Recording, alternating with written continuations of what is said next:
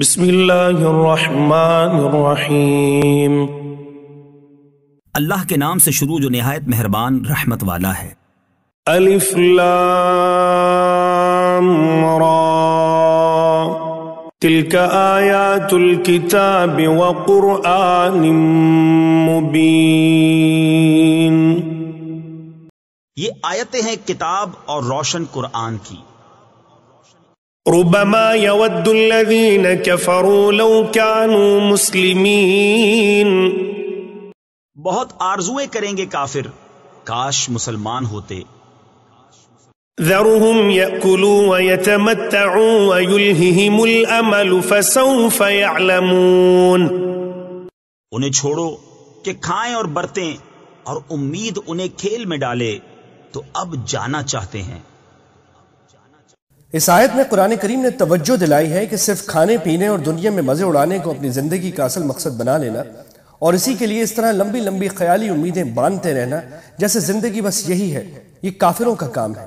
مسلمان دنیا میں رہتا ضرور ہے اور اس میں اللہ تعالیٰ کی دی ہوئی نعمتوں سے فائدہ بھی اٹھاتا ہے، مگر اس دنیا کو اپنی زندگی کا مقصد نہیں بناتا، بلکہ اسے آخرت کی بھلائی کے لیے استعمال کرتا ہے، جس کا بہترین راستہ شریعت کے احکام کی پابندی ہے۔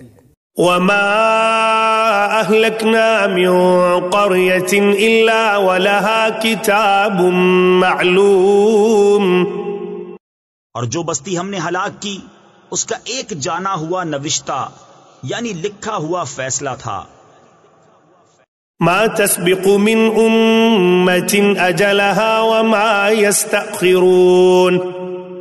کوئی گروہ اپنے وعدے سے نہ آگے بڑھے نہ پیچھے ہٹے۔ وقالوا يا أيها الذي نزل عليه الذكر إنك لمجنون۔ اور بولے کہ اے وہ جن پر قرآن اترا، بے شک تم مجنون ہو۔ لو ما تأتينا بالملائكة إن كنت من الصادقين۔ ہمارے پاس فرشتے کیوں نہیں لاتے اگر تم سچے ہو۔ ما ننزل الملائكة إلا بالحق وما كانوا إذا منظرين۔ ہم فرشتے بیکار نہیں اتارتے، اور وہ اتریں تو انہیں مہلت نہ ملے۔ یہ اللہ تعالیٰ کی طرف سے فرشتے اتارنے کی فرمائش کا جواب ہے۔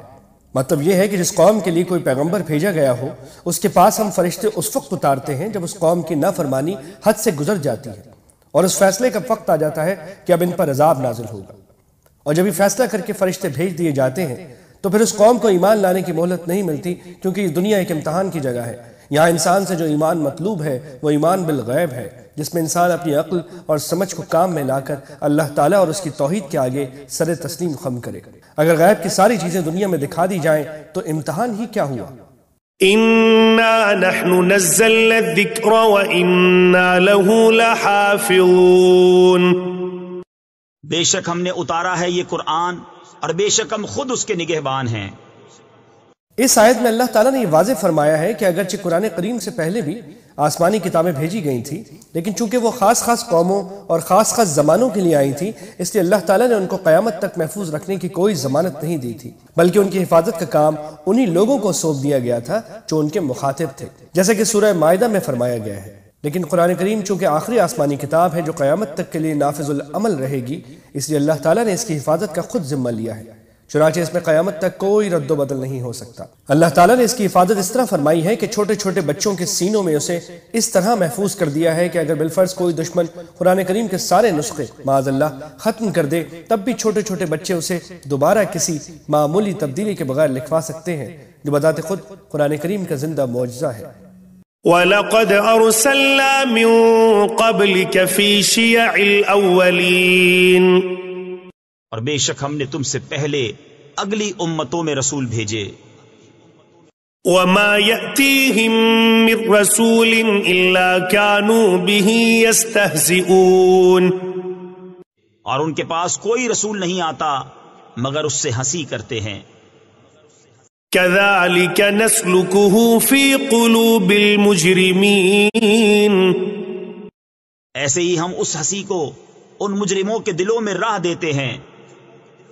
یہ بات سے قرآن کریم بھی مراد ہو سکتا ہے، یعنی قرآن کریم ان کے دلوں میں داخل تو ہوتا ہے لیکن ان کے مجرمانہ طرز عمل کی وجہ سے وہ انہیں ایمان کی دولت نہیں بخشتا، اور یہ بات سے ان کے مذاق اڑانے کی طرف بھی اشارہ ہو سکتا ہے، یعنی ان کے مجرمانہ طرز عمل کی وجہ سے اللہ تعالیٰ نے ان کے دلوں پر مہر لگا دی ہے اور کفر، بغاوت اور استہزاء ان کے دلوں میں داخل کر دیا ہے، جس کا نتیجہ یہ ہے کہ وہ ایمان نہیں لاتے۔ لا يؤمنون به وقد خلت سنة الأولين، وہ اس پر ایمان نہیں لاتے اور اگلوں کی راہ پڑ چکی ہے۔ ولو فتحنا عليهم بابا من السماء فظلوا فيه يعرجون، اور اگر ہم ان کے لیے آسمان میں کوئی دروازہ کھول دیں کہ دن کو اس میں چڑھتے، لقالوا انما سكرت ابصارنا بل نحن قوم مسحورون، جب بھی یہی کہتے کہ ہماری نگاہ باندھ دی گئی ہے بلکہ ہم پر جادو ہوا۔ مطلب یہ ہے کہ ان کے سارے مطالبات محض ضد پر مبنی ہیں۔ فرشتے اتارنا تو درکنار، اگر خود ان کو آسمان پر لے جایا جائے تب بھی یہ حضرت صلی اللہ علیہ وسلم کو جھٹلانے کا کوئی نہ کوئی بہانہ گھڑ دیں گے اور یہ کہیں گے کہ ہم پر جادو کر دیا گیا ہے۔ وَلَقَدْ جَعَلْنَا فِي السَّمَاءِ بُرُوجًا وَزَيَّنَّاهَا لِلنَّاظِرِينَ، اور بے شک ہم نے آسمان میں برج بنائے اور اسے دیکھنے والوں کے لیے آراستہ کیا۔ برج اصل میں تو قلعے کو کہتے ہیں، لیکن اکثر مفسرین نے کہا ہے کہ یہاں بروج سے مراد ستارے ہیں، یعنی آسمان ستاروں سے سجا ہوا نظر آتا ہے۔ یہاں یہ بات واضح رہنی چاہیے کہ قرآن کریم نے آسمان کا لفظ مختلف مقامات پر مختلف معنی میں استعمال فرمایا ہے۔ کہیں اس سے مراد ان 7 آسمانوں میں سے کوئی آسمان ہوتا ہے جن کے بارے میں قرآن کریم نے فرمایا ہے کہ اللہ تعالیٰ نے انہیں اوپر تلے پیدا فرمایا ہے، اور کہیں اس سے اوپر کی سمت مراد ہوتی ہے۔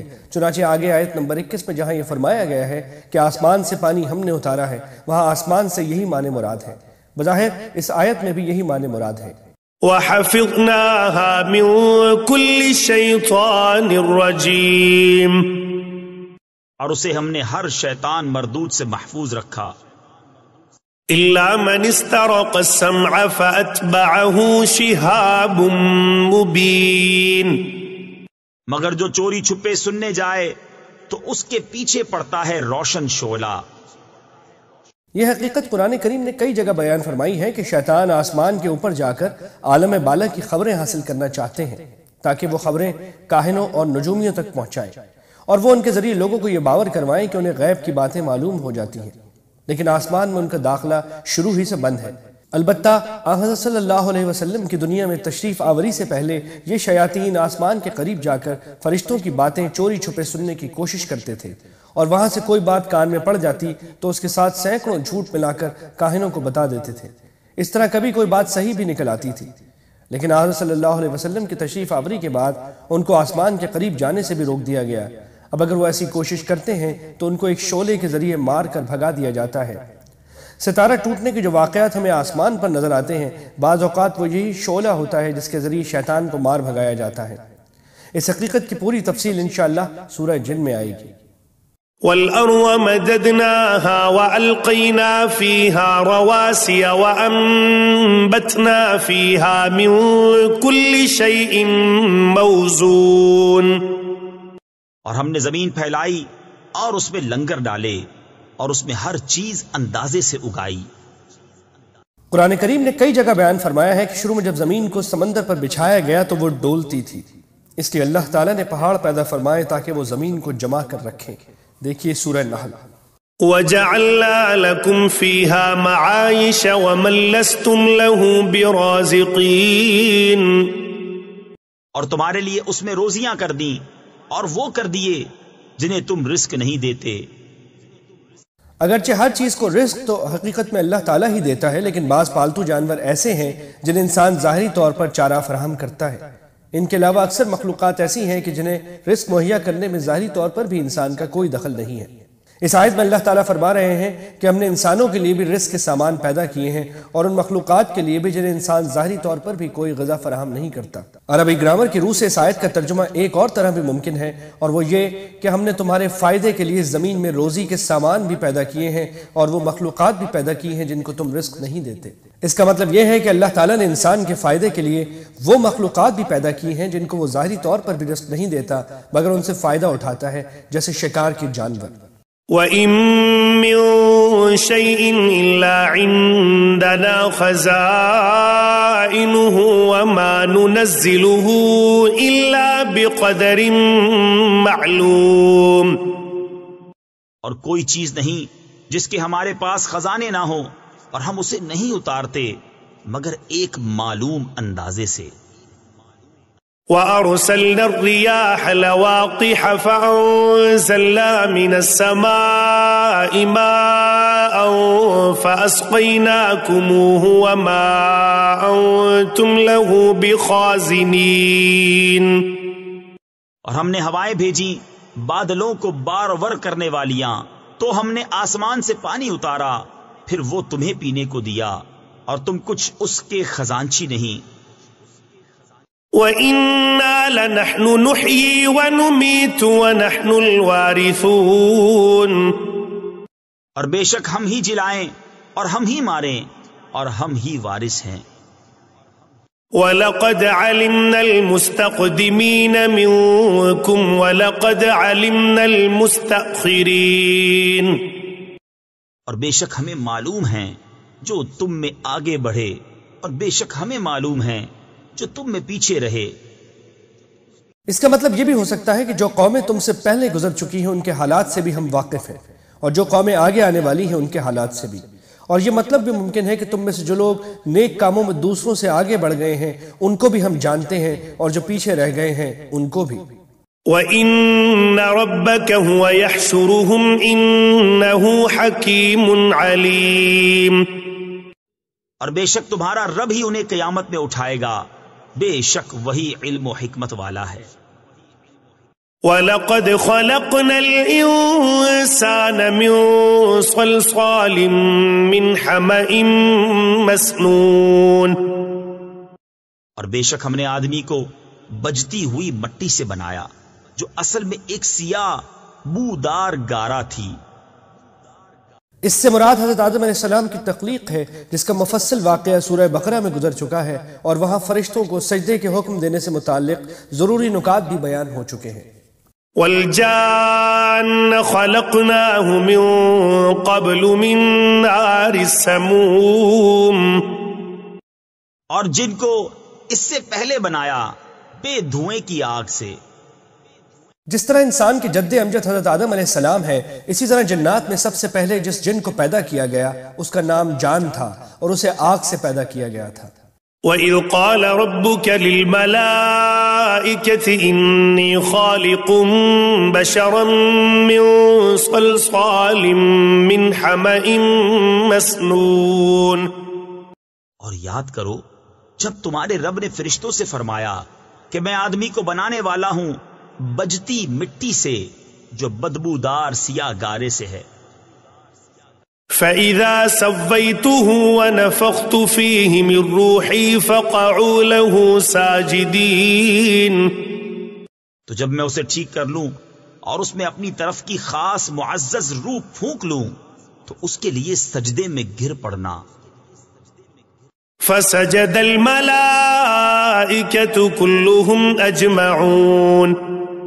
تو جتنے فرشتے تھے سب کے سب سجدے میں گرے، إِلَّا إِبْلِيسَ أَبَى أَن يَكُونَ مَعَ السَّاجِدِينَ۔ سوائے ابلیس کے، اس نے سجدے والوں کا ساتھ نہ مانا۔ قال يا إبليس ما لك ألا تكون مع الساجدين۔ فرمایا اے ابلیس تجھے کیا ہوا کہ سجدہ کرنے والوں سے الگ رہا؟ قال لم أكن لأسجد لبشر خلقته من صلصال من حمأ مسنون۔ بولا مجھے زیبا نہیں کہ بشر کو سجدہ کروں جسے تو نے بجتی مٹی سے بنایا جو سیاہ بودار گارے سے تھی. قال فاخرج منها فإنك رجيم. فرمایا تو جنت سے نکل جا کہ تو مردود ہے. وَإِنَّ عَلَيْكَ اللَّعْنَةَ إِلَى يَوْمِ الدِّينِ. اور بے شک قیامت تک تجھ پر لعنت ہے. قال رب فأنظرني إلى يوم يبعثون. بولا اے میرے رب تو مجھے مہلت دے اس دن تک کہ وہ اٹھائے جائیں. قال فإنك من المنظرين. فرمایا تو ان میں ہے إلى يوم الوقت المعلوم. جن کو اس معلوم وقت کے دن تک مہلت ہے. شیطان نے مہلت تو روز حشر تک کے لیے مانگی تھی، لیکن اللہ تعالیٰ نے اس وقت کے بجائے ایک اور معین وقت تک کے لیے اسے مہلت دی. اکثر مفسرین کے مطابق وہ پہلے سور کے پھونکنے تک ہے، جس کے بعد ساری مخلوقات کو موت آئے گی. اس وقت شیطان کو بھی موت آ جائے گی. قال رب بما أغويتني لأزينن لهم في الأرض ولأغوينهم أجمعين. بولا اے رب میرے قسم اس کی کہ تو نے مجھے گمراہ کیا، میں انہیں زمین میں بھلاوے دوں گا اور ضرور میں ان سب کو بے راہ کر دوں گا. یعنی ایسی دلکشی پیدا کروں گا جو انہیں تیری نافرمانی پر آمادہ کر دے گی. إلا عبادك منهم المخلصين. مگر جو ان میں تیرے چنے ہوئے بندے ہیں. قال هذا صراط علي مستقيم. فرمایا یہ راستہ سیدھا میری طرف آتا ہے. اللہ تعالیٰ نے اسی وقت یہ واضح فرما دیا کہ جو لوگ اخلاص اور بندگی کا راستہ اختیار کریں گے وہ سیدھا مجھ تک پہنچے گا، اور ایسے لوگوں پر شیطان کے بہکاوے کا کوئی اثر نہیں ہوگا. ان عبادی لیس لک علیہم سلطان الا من اتبعک من الغاوین. بے شک میرے بندوں پر تیرا کچھ قابو نہیں سوا ان گمراہوں کے جو تیرا ساتھ دیں. میرے بندوں سے مراد وہ بندے ہیں جو اللہ تعالیٰ کے حکم پر چلنے کا پختہ عزم رکھتے ہیں اور اسی سے مدد مانگتے ہوں.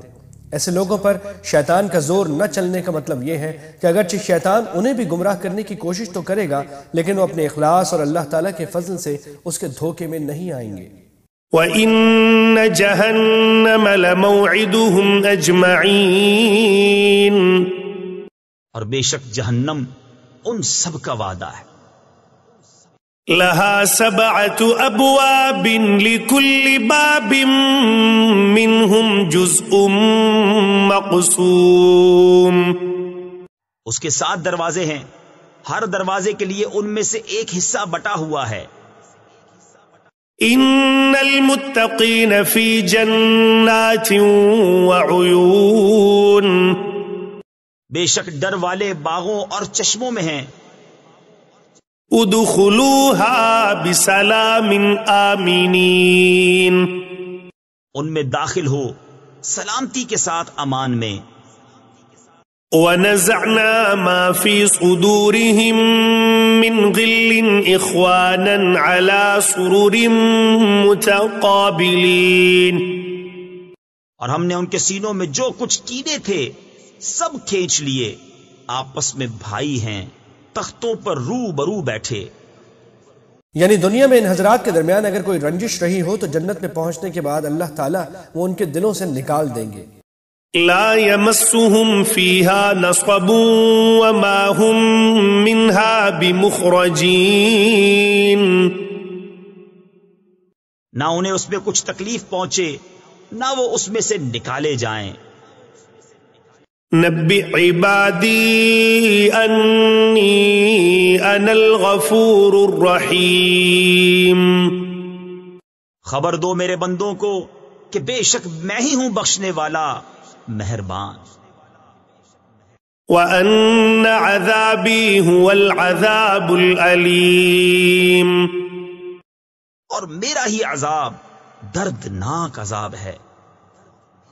وَنَبِّئْهُمْ عَنْ ضَيْفِ إِبْرَاهِيمَ اور انہیں احوال سناؤ ابراہیم کے مہمانوں کا۔ مہمانوں سے مراد وہ فرشتے ہیں جو حضرت ابراہیم علیہ السلام کے پاس بھیجے گئے تھے۔ اوپر یہ بیان کیا گیا تھا کہ اللہ تعالیٰ کی رحمت بھی بہت وسیع ہے اور عذاب بھی بڑا سخت ہے، لہٰذا ایک انسان کو نہ اللہ تعالیٰ کی رحمت سے مایوس ہونا چاہیے اور نہ اس کے عذاب سے بے فکر ہو کر بیٹھنا چاہیے۔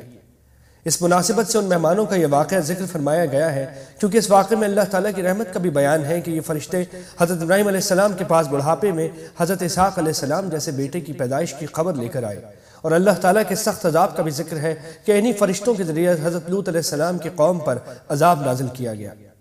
یہ واقعے قدر تفصیل کے ساتھ سورہ ہود میں گزر چکے ہیں، اس کے مختلف حصوں کی وضاحت ہم نے وہاں کی ہے۔ اذ دخلوا عليه فقالوا سلاما قال انا منكم وجلون، جب وہ اس کے پاس آئے تو بولے سلام، کہا ہمیں تم سے ڈر معلوم ہوتا ہے۔ سورہ ہود میں گزر چکا ہے کہ حضرت ابراہیم علیہ السلام ان کو انسان سمجھ کر ان کی مہمانی کے لیے بچڑے کا بھنا ہوا گوشت لے کر آئے تھے، لیکن انہوں نے کھانے سے پرہیز کیا جو اس علاقے کے رواج کے مطابق اس بات کی علامت تھی کہ یہ کوئی دشمن ہے اور کسی برے ارادے سے آئے ہیں، اس لیے انہیں خوف محسوس ہوا۔ قالوا لا توجل انا نبشرك بغلام علیم، انہوں نے کہا ڈریے نہیں، ہم آپ کو ایک علم والے لڑکے کی بشارت دیتے ہیں۔ قال ابشرتموني على ان مسني الكبر فبم تبشرون، کہا کیا اس پر مجھے بشارت دیتے ہو کہ مجھے بڑھاپا پہنچ گیا، اب کاہے پر بشارت دیتے ہو؟ قالوا بشرناك بالحق فلا تكن من القانطين، کہا ہم نے آپ کو سچی بشارت دی ہے، آپ نا امید نہ ہوں۔ قال ومن يقنط من رحمة ربه إلا الضالون، کہا اپنے رب کی رحمت سے کون نا امید ہو مگر وہی جو گمراہ ہوئے۔ قال فما خطبكم أيها المرسلون، کہا پھر تمہارا کیا کام ہے اے فرشتوں؟ قالوا إنا أرسلنا إلى قوم مجرمين، بولے ہم ایک مجرم قوم کی طرف بھیجے گئے ہیں۔ إلا آل لوط إنا لمنجوهم أجمعين، مگر لوط کے گھر والے ان سب کو ہم بچا لیں گے۔ إلا امرأته قدرنا إنها لمن الغابرين، مگر اس کی عورت ہم ٹھہرا چکے ہیں کہ وہ پیچھے رہ جانے والوں میں ہے۔ فلما جاء آل لوط المرسلون، تو جب لوط کے گھر فرشتے آئے قال إنكم قوم منكرون، کہا تم تو کچھ بیگانہ لوگ ہو۔ حضرت لوط علیہ السلام اپنی قوم کی بدفطرتی سے واقف تھے کہ یہ لوگ اجنبیوں کو اپنی ہوس کا نشانہ بنانے کی کوشش کرتے ہیں، اس لیے انہوں نے گھبراہٹ کا اظہار کیا۔ حضرت لوط علیہ السلام کی اس بدنہاد قوم کے مختصر تعارف کے لیے دیکھیے سورہ اعراف پر ہمارا حاشیہ۔ قالوا بل جئناك بما كانوا فيه يمترون، کہا بلکہ ہم تو آپ کے پاس وہ لائے ہیں جس میں یہ لوگ شک کرتے تھے۔ وآتيناك بالحق وإنا لصادقون، اور ہم آپ کے پاس سچا حکم لائے ہیں اور ہم بے شک سچے ہیں۔ فأسر بأهلك بقطع من الليل واتبع أدبارهم ولا يلتفت منكم أحد وامضوا حيث تؤمرون، تو اپنے گھر والوں کو کچھ رات رہے لے کر باہر جائیے اور آپ ان کے پیچھے چلیے اور تم میں کوئی پیچھے پھر کر نہ دیکھے، اور جہاں کو حکم ہے سیدھے چلے جائیں۔ حضرت لوط علیہ السلام کو پیچھے چلنے کا حکم اس لیے دیا گیا تاکہ آپ اپنے تمام ساتھیوں کی نگرانی کر سکیں۔ خاص طور پر ان سب کو یہ حکم دیا گیا کہ وہ پیچھے مڑ کر نہ دیکھیں۔ حضرت لوط علیہ السلام کے پیچھے ہونے کی وجہ سے کسی کو یہ جرت نہیں ہو سکتی تھی کہ وہ اس حکم کی خلاف ورزی کرے۔ وَقَضَيْنَا إِلَيْهِ ذَلِكَ الْأَمْرَ أَنَّ دَابِرَ هَٰؤُلَاءِ مَقْطُوعٌ مُصْبِحِينَ۔ اور ہم نے اسے اس حکم کا فیصلہ سنا دیا کہ صبح ہوتے ان کافروں کی جڑ کٹ جائے گی۔ وَجَاءَ أَهْلُ الْمَدِينَةِ يَسْتَبْشِرُونَ۔ اور شہر والے خوشیاں مناتے آئے۔ یہ فرشتے خوبصورت نوجوانوں کی شکل میں آئے تھے، اس لیے جیسا کہ حضرت لوط علیہ السلام کو اندیشہ تھا، یہ لوگ اپنی ہوس پوری کرنے کے شوق میں خوشی مناتے ہوئے آئے تھے۔ قال إن هؤلاء ضيفي فلا تفضحون۔ لوط نے کہا یہ میرے مہمان ہیں، مجھے فضیحت نہ کرو۔ واتقوا الله ولا تخزون۔ اور اللہ سے ڈرو اور مجھے رسوا نہ کرو۔ قالوا اولم ننهك عن العالمين۔ بولے کیا ہم نے تمہیں منع نہ کیا تھا کہ اوروں کے معاملے میں دخل نہ دو؟ قال هؤلاء بناتي إن كنتم فاعلين۔ کہا یہ قوم کی عورتیں میری بیٹیاں ہیں اگر تمہیں کرنا ہے۔ کسی نبی کی امت میں جتنی عورتیں ہوتی ہیں وہ اس نبی کی روحانی بیٹیاں ہوتی ہیں۔ حضرت لوط علیہ السلام نے ان بدقماش لوگوں کو نرمی سے سمجھانے کی کوشش کی کہ تمہاری عورتیں جو میری روحانی بیٹیاں ہیں تمہارے گھروں میں موجود ہیں، تم اپنی نفسانی خواہشات ان سے پوری کر سکتے ہو اور یہی فطرت کا پاکیزہ طریقہ ہے۔ لعمرك إنهم لفي سكرتهم يعمهون۔ اے محبوب تمہاری جان کی قسم بے شک وہ اپنے نشے میں بھٹک رہے ہیں۔ فأخذتهم الصيحة مشرقين۔ تو دن نکلتے انہیں چنگھاڑ نے آ لیا۔ فجعلنا عاليها سافلها وأمطرنا عليهم حجارة من سجيل۔ تو ہم نے اس بستی کا اوپر کا حصہ اس کے نیچے کا حصہ کر دیا اور ان پر کنکر کے پتھر برسائے۔ ان في ذلك لآيات للمتوسمين۔ بے شک اس میں نشانیاں ہیں فراست والوں کے لیے۔ وإنها لبسبيل مقيم۔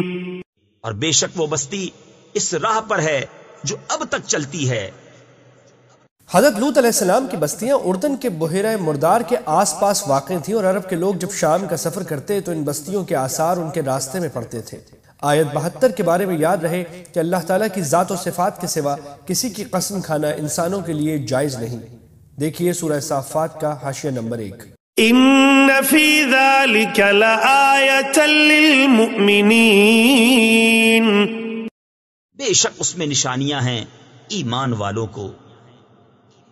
وَإِن كَانَ أَصْحَابُ الْأَيْكَةِ لَظَالِمِينَ۔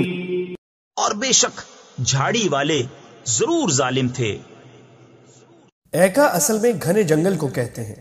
حضرت شعیب علیہ السلام جس قوم کی طرف بھیجے گئے تھے وہ ایسے ہی گھنے جنگل کے پاس واقع تھی۔ بعض مفسرین نے کہا ہے کہ اسی بستی کا نام مدین تھا، اور بعض کا کہنا ہے کہ یہ مدین کے علاوہ کوئی اور بستی تھی اور حضرت شعیب علیہ السلام اس کی طرف بھی بھیجے گئے تھے۔ اس قوم کا سارا واقعہ سورہ اعراف میں گزر گیا ہے۔ تفصیلات کے لیے ان آیات کے حواشی ملاحظہ فرمائیے۔ فانتقمنا منهم وإنهما لبإمام مبين۔ تو ہم نے ان سے بدلہ لیا اور بے شک یہ دونوں بستیاں کھلے راستے پر پڑتی ہیں۔ دونوں سے مراد حضرت لوط علیہ السلام اور حضرت شعیب علیہ السلام کی بستیاں ہیں۔ جیسے کہ اوپر گزرا، حضرت لوط علیہ السلام کی بستیاں تو بحیرہ مردار کے پاس تھیں، اور حضرت شعیب علیہ السلام کی بستی مدین بھی اردن میں واقع تھی، اور اہل عرب شام جاتے ہوئے ان دونوں کے پاس سے گزرا کرتے تھے۔ وَلَقَدْ كَذَّبَ أَصْحَابُ الْحِجْرِ الْمُرْسَلِينَ، اور بے شک ہجر والوں نے رسولوں کو جھٹلایا۔ ہجر ہا کے نیچے زیر ہے۔ ہجر قوم سود کی ان بستیوں کا نام تھا جن کے پاس حضرت صالح علیہ السلام کو پیغمبر بنا کر بھیجا گیا تھا۔ ان کا واقعہ بھی سورہ اعراف میں گزر چکا ہے۔ ان کے تعارف کے لیے اسی سورت کی مذکورہ آیت پر ہمارے حواشی ملاحظہ فرمائیے۔ وَآتَيْنَاهُمْ آيَاتِنَا فَكَانُوا عَنْهَا مُعْرِضِينَ، اور ہم نے ان کو اپنی نشانیاں دیں تو وہ ان سے منہ پھیرے رہے۔ وَكَانُوا يَنْحِتُونَ مِنَ الْجِبَالِ بُيُوتًا آمِنِينَ، اور وہ پہاڑوں میں گھر تراشتے تھے بے خوف۔ فَأَخَذَتْهُمُ الصَّيْحَةُ مُصْبِحِينَ، تو انہیں صبح ہوتے چنگھاڑ نے آ لیا۔ فَمَا أَغْنَى عَنْهُمْ مَا كَانُوا يَكْسِبُونَ، تو ان کی کمائی کچھ ان کے کام نہ آئی۔ وَمَا خَلَقْنَا السَّمَاوَاتِ وَالْأَرْضَ وَمَا بَيْنَهُمَا إِلَّا بِالْحَقِّ وَإِنَّ السَّاعَةَ لَآتِيَةٌ فَاصْفَحِ الصَّفْحَ الْجَمِيلَ، اور ہم نے آسمان اور زمین اور جو کچھ ان کے درمیان ہے عبث یعنی بیکار نہ بنایا، اور بے شک قیامت آنے والی ہے تو تم اچھی طرح درگزر کرو۔ یعنی اس کائنات کو پیدا کرنے کا مقصد یہ ہے کہ نیک لوگوں کو آخرت میں انعام دیا جائے اور نافرمانوں کو سزا دی جائے۔ لہٰذا حضرت صلی اللہ علیہ وسلم کو تسلی دی جا رہی ہے کہ آپ ان کافروں کے اعمال کے ذمہ دار نہیں ہیں، بلکہ ان کا فیصلہ اللہ تعالیٰ خود کرے گا۔ درگزر سے مراد یہ نہیں کہ ان کو تبلیغ نہ کی جائے، بلکہ مقصد یہ ہے کہ ان کو سزا دینا آپ کی ذمہ داری نہیں ہے۔ مکی زندگی میں ان سے لڑنے کی بھی اجازت نہیں تھی، اور ان کی طرف سے جو اذیتیں مسلمانوں کو پہنچ رہی تھیں ان کا بدلہ لینے کا بھی حکم نہیں تھا۔ درگزر کرنے سے یہ مراد ہے کہ فی الحال ان سے کوئی بدلہ بھی نہ لو۔ اس طرح مسلمانوں کو تکلیفوں کی بھٹی سے گزار کر ان میں اعلیٰ اخلاق پیدا کیے جا رہے تھے۔ إِنَّ رَبَّكَ هُوَ الْخَلَّاقُ الْعَلِيمُ، بے شک تمہارا رب ہی بہت پیدا کرنے والا جاننے والا ہے۔ وَلَقَدْ آتَيْنَاكَ سَبْعًا مِّنَ الْمَثَانِي وَالْقُرْآنَ الْعَظِيمَ، اور بے شک ہم نے تم کو 7 آیتیں دیں جو دہرائی جاتی ہیں، اور عظمت والا قرآن۔ اس سے مراد سورہ فاتحہ کی 7 آیتیں ہیں جو ہر نماز میں بار بار پڑھی جاتی ہیں۔ غالباً اس موقع پر سورہ فاتحہ کا خصوصی حوالہ اس لیے دیا گیا ہے کہ اس سورت میں بندوں کو ایاک نعبد و ایاک نستعین کے ذریعے ہر بات اللہ سے مانگنے کی تلقین فرمائی گئی ہے۔ گویا یہ ہدایت فرمائی جا رہی ہے کہ جب کوئی تکلیف یا مصیبت پیش آئے اللہ تعالیٰ سے رجوع کر کے اسی سے مدد مانگو اور اسی سے صراط مستقیم پر قائم رہنے کی دعا کرو۔ لا تمدن عينيك إلى ما متعنا به أزواجا منهم ولا تحزن عليهم واخفض جناحك للمؤمنين، اپنی آنکھ اٹھا کر اس چیز کو نہ دیکھو جو ہم نے ان کے کچھ جوڑوں کو برتنے کو دی، اور ان کا کچھ غم نہ کھاؤ، اور مسلمانوں کو اپنے رحمت کے پروں میں لے لو۔ وَقُلْ إِنِّي أَنَا النَّذِيرُ الْمُبِينُ، اور فرماؤ کہ میں ہی ہوں صاف ڈر سنانے والا اس عذاب سے۔ كَمَا أَنزَلْنَا عَلَى الْمُقْتَسِمِينَ، جیسا ہم نے بانٹنے والوں پر اتارا، الذين جعلوا القرآن عوين، جنہوں نے کلام الہی کو تکے بوٹی کر لیا۔ اس سے مراد یہودی اور عیسائی ہیں۔ انہوں نے اپنی کتابوں کے حصے بکھرے اس طرح کیے تھے کہ اس کے جس حکم کو چاہتے مان لیتے اور جس کی چاہتے خلاف ورزی کرتے تھے۔ فَوَرَبِّكَ لَنَسْأَلَنَّهُمْ أَجْمَعِينَ، تو تمہارے رب کی قسم ہم ضرور ان سب سے پوچھیں گے عَمَّا كَانُوا يَعْمَلُونَ، جو کچھ وہ کرتے تھے۔ فاصدع بما تؤمر وأعرض عن المشركين. تو علانیہ کہہ دو جس بات کا تمہیں حکم ہے اور مشرکوں سے منہ پھیر لو. یہ وہ آیت ہے جس کے ذریعے حضرت صلی اللہ علیہ وسلم کو علی الاعلان تبلیغ کا حکم دیا گیا. اس سے پہلے آپ انفرادی طور پر تبلیغ فرماتے تھے. اِنَّا كَفَيْنَاكَ الْمُسْتَهْزِئِينَ. بے شک ان ہنسنے والوں پر ہم تمہیں کفایت کرتے ہیں. الذين يجعلون مع الله إلها آخر فسوف يعلمون. جو اللہ کے ساتھ دوسرا معبود ٹھہراتے ہیں تو اب جان جائیں گے. وَلَقَدْ نَعْلَمُ أَنَّكَ يَضِيقُ صَدْرُكَ بِمَا يَقُولُونَ. اور بے شک ہمیں معلوم ہے کہ ان کی باتوں سے تم دل تنگ ہوتے ہو. فَسَبِّحْ بِحَمْدِ رَبِّكَ وَكُن مِّنَ السَّاجِدِينَ. تو اپنے رب کو سراہتے ہوئے اس کی پاکی بولو اور سجدہ والوں میں ہو. وَاعْبُدْ رَبَّكَ حَتَّى يَأْتِيَكَ الْيَقِينُ. اور مرتے دم تک اپنے رب کی عبادت میں رہو. اس سے مراد موت ہے، یعنی پوری زندگی اللہ تعالیٰ کی عبادت میں گزار دو یہاں تک کہ اللہ تعالیٰ آپ کو وفات دے کر اپنے پاس بلا لے.